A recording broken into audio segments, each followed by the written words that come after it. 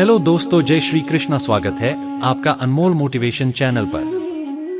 गीता में श्री कृष्ण ने बुद्धिमान व्यक्ति की पहचान बताई है। इसके अनुसार सबसे समझदार और स्थिर बुद्धि वाला व्यक्ति वही है जो सफलता मिलने पर अहंकार में नहीं आता और विफलता मिलने पर गम में नहीं डूब जाता। गीता में श्री कृष्ण कहते हैं कि समय कभी एक जैसा नहीं रहता। जो दूसरों को बेवजह रुलाते हैं उन्हें भी रोना पड़ता है।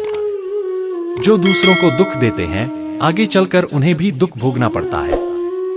श्री कृष्ण कहते हैं कि केवल डरपोक और कमजोर ही चीजों को भाग्य पर छोड़ते हैं, लेकिन जो मजबूत और खुद पर भरोसा करने वाले होते हैं वे कभी भी नियति या भाग्य पर निर्भर नहीं करते। गीता के अनुसार सिर्फ दिखावे के लिए अच्छा मत बनो। वो परमात्मा आपको बाहर से नहीं बल्कि भीतर से भी जानता है। इसलिए कोई भी बदलाव पूरी तरह से स्वयं के लिए होना चाहिए। आप खुश हैं या दुखी, यह दोनों आपके विचारों पर निर्भर है। अगर आप प्रसन्न रहना चाहते हैं तो आप हर हाल में प्रसन्न ही रहेंगे। अगर आप अपने मन में बार बार नकारात्मक विचार लाएंगे तो आप दुखी ही होंगे। विचार ही हर व्यक्ति का शत्रु और मित्र होता है। श्री कृष्ण कहते हैं, किसी के साथ चलने से ना तो कोई खुशी मिलती है और ना ही लक्ष्य। इसलिए मनुष्य को सदैव अपने कर्मों पर विश्वास करते हुए अकेले चलते रहना चाहिए। गीता में श्री कृष्ण ने कर्मयोग, भक्ति योग और ज्ञान योग को ही कल्याण का प्रमुख साधन बताया है। कर्म के प्रवाह से संबंध का टूट जाना ही जीवन का लक्ष्य है और यह लक्ष्य उपर्युक्त तीनों मार्गों से प्राप्त हो सकता है। जो भी मन से प्रेम करता है वह श्री कृष्ण को नहीं भूल सकता। जो भी कर्म करता है उसे फल की चिंता नहीं करनी चाहिए। जब तक हम दुखों से परे नहीं होते हम परमार्थ को नहीं जान सकते। श्री कृष्ण कहते हैं, कर्म का फल किसी को भी नहीं मिलता। भक्ति में भावना होनी चाहिए, भक्ति का मान होना चाहिए। सच्चे भक्त का सम्मान करें, उसका सरलता से संदर्भ रखें। हमारी सोच से हमारी दूसरों के प्रति की भावना का पता चलता है। जो अपने कर्तव्यों से परे है वह वास्तविक आत्मा को जानता है। अपने कर्मों में तुतलाना मत, सब कुछ भगवान के हाथ में है। भगवान के प्रति श्रद्धा एक सत्य है और श्रद्धा का फल मिलता है। न धन न ध्यान, सिर्फ भक्ति ही आत्मा को उच्च स्थान पर ले जाती है। जो अपनी इच्छा को पूरा करना चाहता है उसे प्रयास करना पड़ेगा। जो अपनी जिंदगी को पूरा जीना चाहता है उसे खुश रहना पड़ेगा। जो संसार की मोहमाया से परे होता है वह श्री कृष्ण का भक्त है। जो कर्म करता है उसे फल की चिंता नहीं करनी चाहिए। जीवन की समस्याओं से नहीं, खुशी से जंग लड़ना सीखिए। भगवान के आशीर्वाद से जीवन सफलता की ओर बढ़ता है। जीवन से सीखे गए अनुभव से आगे बढ़े, भविष्य के लिए तैयार रहें। जीवन का अर्थ जानने के लिए अपने अंतर की अनुभूतियों से जुड़े। जीवन में खुश रहने के लिए अपने अंतर के शांति से जुड़े। जीवन के रहस्य को जानने के लिए आत्मा के अनुभवों से जुड़े। जीवन में सफलता के लिए धैर्य और समर्पण सबसे बड़ा साधन होते हैं। जीवन का मतलब अपने अंतर की ऊर्जा को खोजने में है। जीवन में सफलता का रहस्य अपने लक्ष्य को स्पष्ट करना होता है। जीवन में सफलता के लिए निरंतर मेहनत करना आवश्यक है। जीवन के रहस्य को जानने के लिए अपनी अंतर में शांति धर लें। जीवन में समस्याओं से नहीं, समाधान से जंग लड़ना सीखें। जीवन में सफलता के लिए संकल्प और समर्पण आवश्यक होते हैं। जीवन में सफलता के लिए अपने लक्ष्यों के पीछे निरंतर भागते रहें। भगवान की नाम समर्पण करने से हर परिस्थिति में सुख मिलता है। जो भगवान की सेवा में जुटता है उसे कभी कष्ट नहीं सहना पड़ता। भगवान की भक्ति में लगने से मनुष्य की आदर्श शक्ति बढ़ जाती है। भगवान के नाम के जप से मानव जीवन में सुख और शांति मिलती है। भगवान की आराधना करने से जीवन में सुख और शांति प्राप्त होती है। भगवान की आराधना करने से मन सच्चा और निष्काम हो जाता है। जो भगवान के प्रेम में रहता है उसे हमेशा सफलता मिलती है। सत्य की हमेशा जीत होती है, भगवान का साथ हमेशा होता है। जो भगवान का नाम जपता है उसका मन हमेशा शांत रहता है। भगवान का समर्पण करने से हर परिस्थिति में सुख मिलता है। भगवान की सच्ची भक्ति करने से ही हमारे पाप की क्षमा होती है। जीवन में सफलता के लिए समर्पण और सेवा आवश्यक होते हैं। जीवन में सफलता का मूल मंत्र है अपने कर्तव्य का पूरा करना। जीवन में सफलता का मतलब अचल स्थिरता में खुश रहना होता है। जीवन में सफलता का मतलब खुशहाल और संतुष्ट रहना होता है। जीवन में सफलता का मतलब अपने संघर्षों से सीखना होता है।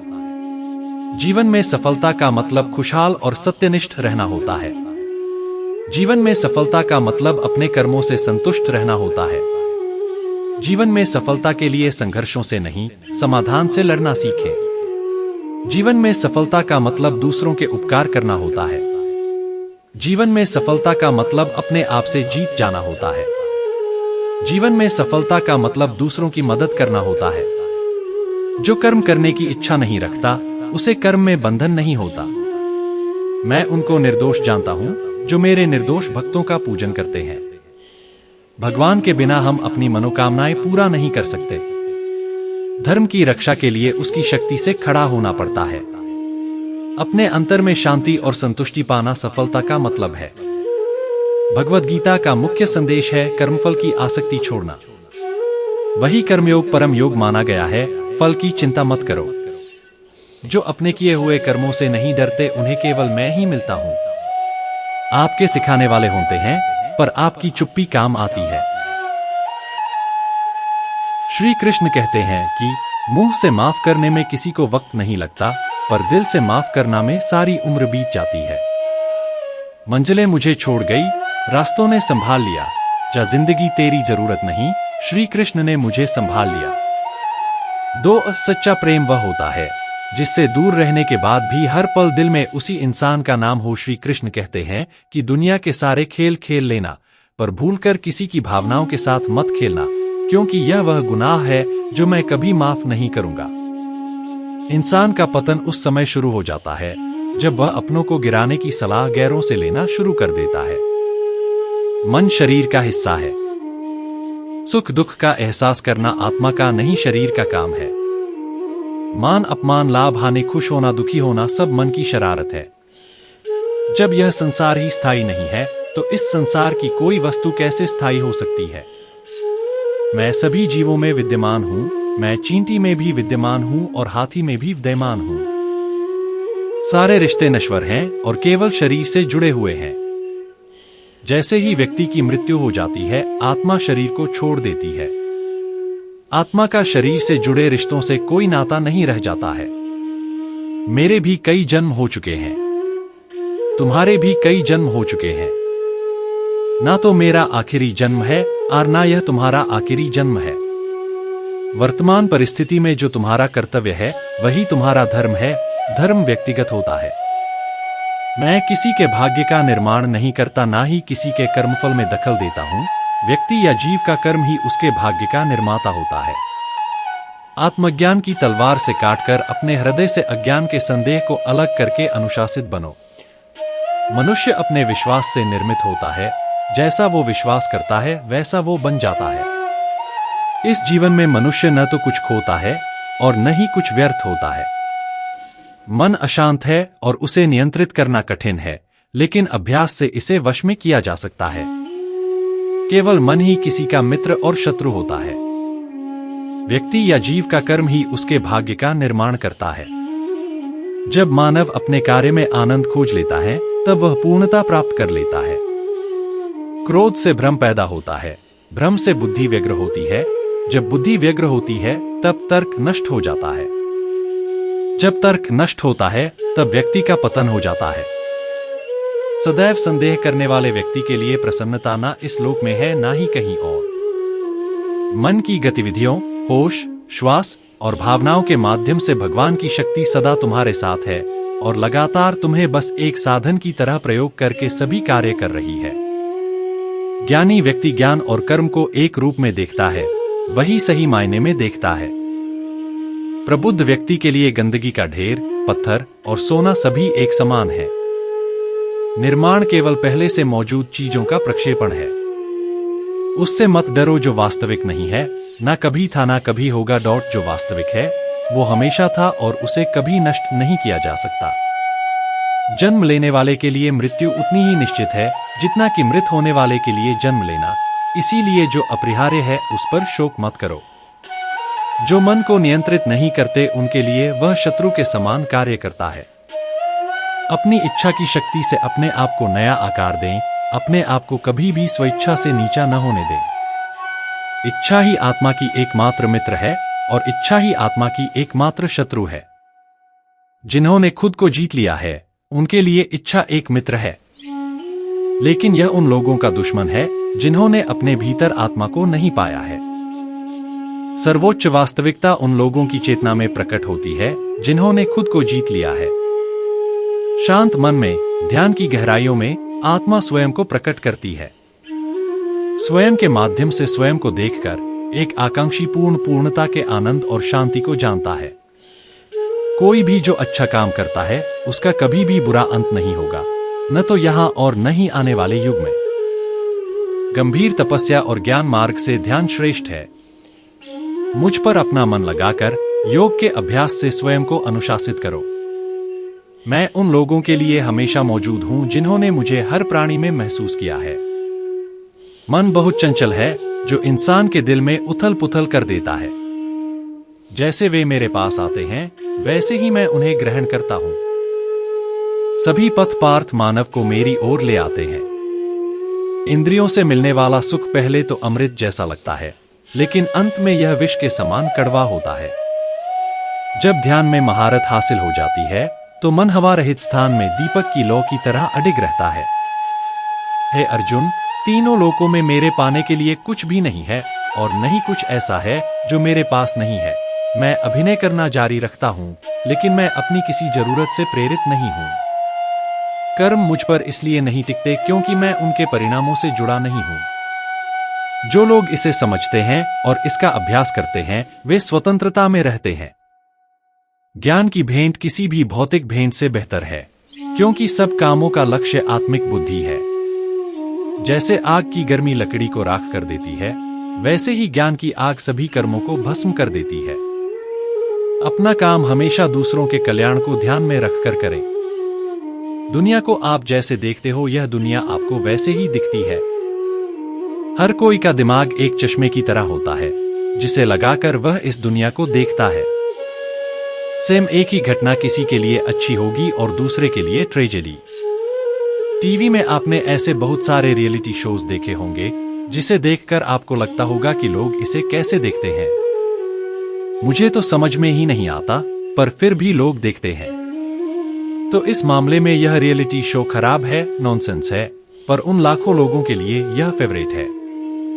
जो भी आपके पास है वह कभी भी आप खो सकते हो। कोई भी चीज आपके पास हमेशा के लिए नहीं होती, और अगर आपके पास कुछ नहीं है तो इसका मतलब यह नहीं कि जिंदगी भर आप कुछ हासिल नहीं कर पाओगे, क्योंकि याद रखिए वक्त हमेशा बदलता है। इस दुनिया में कोई भी चीज परमानेंट नहीं होती, इसलिए घमंड को त्याग देना चाहिए। घमंड को त्यागोगे तो आप ऑटोमेटिकली अपनी जिंदगी में ऊपर उठोगे। इसलिए कभी किसी को अपने से नीचा नहीं मानना चाहिए। हर किसी को समान रूप से देखना चाहिए। अपनी उंगली पर आप किसी चीज को रख कर देखना और इमेजिन करना यह आप हो। अगर आप थोड़ा इधर या उधर झुके तो गिरना पक्का है, पर अगर बीच में रहे तो हमेशा टिके रहोगे। यह कॉमन सी बात है, पर तब भी यह बहुत जरूरी बात है।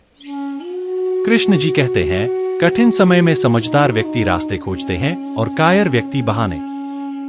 हे कृष्णा, तेरे सिवा कहाँ मिलता है कोई समझने वाला? जो भी मिलता है बस समझा कर ही चला जाता है। श्री कृष्ण कहते हैं, अगर तुम्हें किसी ने दुख दिया है तो बुरा मत मानना, क्योंकि लोग उसी पेड़ पर पत्थर मारते हैं जिस पेड़ पर ज्यादा मीठे फल होते हैं। अहंकार तब उत्पन्न होता है जब हम भूल जाते हैं कि प्रशंसा हमारी नहीं हमारे गुणों की जा रही है। जो मन को नियंत्रित नहीं करते, मन उन्हें नियंत्रित कर लेता है और उनके लिए वह शत्रु के समान कार्य करता है। मेरा उद्देश्य व्यक्ति के जीवन के सार को समझाना है। काम, क्रोध, मद, लोग ये सब जीवन विनाश का कारण बनते हैं। यहां जो कुछ भी है वो तुम्हारा नहीं है। तुम क्यों रोते हो? यही जीवन है। जीवन के सत्य को जितनी जल्दी समझ लो अच्छा है। हर कण में मैं व्याप्त हूं, तुम जहां जाओगे मुझे पाओगे। तुम अपना कर्म करो, फल की अभिलाषा मत रखो। तुम्हारा अधिकार केवल कर्म करने तक ही सीमित है। मनुष्य के अधीन केवल कर्म है जिसको तन्मयता के साथ करना चाहिए। मैं सभी जीवों में निहित हूँ, मैं चींटी में भी विद्यमान हूँ और हाथी में भी विद्यमान हूँ। जन्म मृत्यु के बंधन से मुक्त रहना ही मानव जीवन की प्राथमिकता है। तुम किस लिए इस लोक में आए हो, इस बात पर विचार करो। भगवान श्री कृष्ण कहते हैं कि केवल कर्म ही एकमात्र रास्ता है जिसके द्वारा ही तुम सफलता का स्वाद पा सकते हो। आत्मा तो अजर अमर है, ना मरती है और ना जन्म लेती है, ना ही पानी से गीला किया जा सकता है, ना ही आग जला सकती है। किसी के दुख को मिटाना भी एक तरह का सुख ही है। भगवत गीता के अनुसार जब इंसान की जरूरत खत्म हो जाती है तब इंसान के बात करने के तरीके भी बदल जाते हैं। कर्म ही व्यक्ति का फलदायी है। कर्मों का फल निश्चित ही मिलता है। जय श्री कृष्णा। गीता में भगवान श्री कृष्ण ने कहा है कि मनुष्य को फल की इच्छा का मोह छोड़कर कर्म पर ध्यान देना चाहिए। फल कर्म के अनुसार ही मिलता है, जैसा कर्म वैसा फल। जैसी करनी वैसा फल, आज नहीं तो निश्चय कल। मनुष्य खुद ही अपने कर्मों का विधाता है, जैसा बीज वैसा पौधा। आत्मा अमर है। आत्मा पुराने शरीर का त्याग उसी प्रकार कर देती है जैसे मनुष्य अपने पुराने कपड़ों का। मन ही हमारे समूल दुखों का कारण है। जिसने मन पर काबू पा लिया वह व्यक्ति मन में पैदा होने वाले बेकार की चिंता और इच्छा से मुक्ति पा लेता है। क्रोध पर नियंत्रण आवश्यक है। यदि क्रोध आए भी तो उसे शांत रखने का प्रयास करें। कर्म ही पूजा है। धन्यवाद मित्रों, वीडियो पूरा देखने के लिए। वीडियो अच्छा लगा तो चैनल को लाइक, शेयर और सब्सक्राइब जरूर करें।